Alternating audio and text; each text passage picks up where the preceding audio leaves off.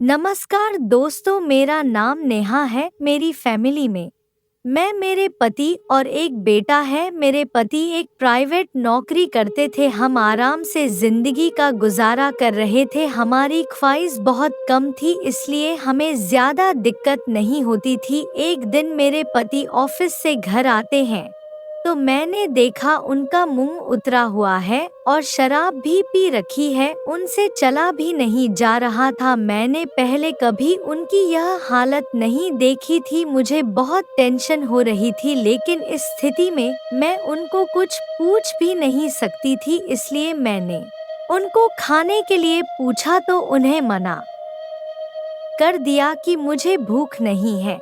और जब तक मेरे पति बहुत ही शांत सद्भाव के हैं, वो कभी भी किसी भी बात पर मुझसे झगड़ा नहीं होता। लेकिन आज क्या हो गया, यही बात मुझे सता रही थी। सुबह जब मेरे पति सोकर उठाई तब मेरे लिए चाय लेकर गई और रात के बारे में पूछा तो उन्हें कहा कि मुझे नौकरी से निकाल दिया है।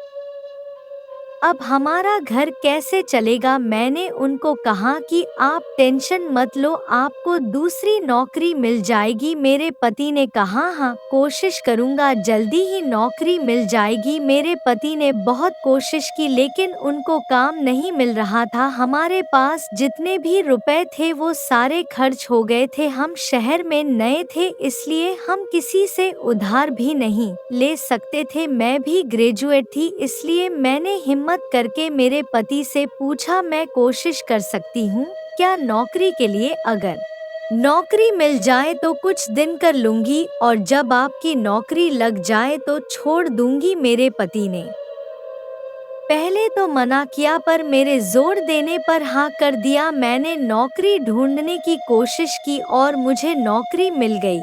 सैलरी तो बहुत कम थी, पर मुझे मजबूर होकर करना पड़ा। मुझे एक होटल में नौकरी मिली थी। थोड़े दिन तो सब कुछ ठीक था, लेकिन एक दिन मेरे पति ने कहा कि कल से तुम नौकरी पर नहीं जाओगी। वो बहुत ही गुस्से में बोल रहे। मैंने उनसे पूछा कि क्या बात हो गई, आप ऐसा क्यों बोल रहे हो? मेरे पति ने कहा, तुम्हें एक बार बोल दिया कि मुझे नहीं जाना मतलब नहीं जाना है। और मेरे पति ने जो कहा उसको सुनकर मेरी आंखों में आंसू आ गए। मेरे पति ने कहा, मुझे पता तू वहाँ क्या गुल खिलाकर आती हो, हमेशा सच सवर कर जाती हो, मुझे मालूम नहीं है क्या? मेरे पति से ऐसी बात सुनकर मुझे पूरी रात नींद नहीं आई। मैं अगले दिन से काम पर भी नहीं गई। मेरे पति की तबीयत भी खराब हो गई थी। मेरे पास इतने रुपए थे, मैं सारे खर्च कर दिया था। घर में खाना खाने के भी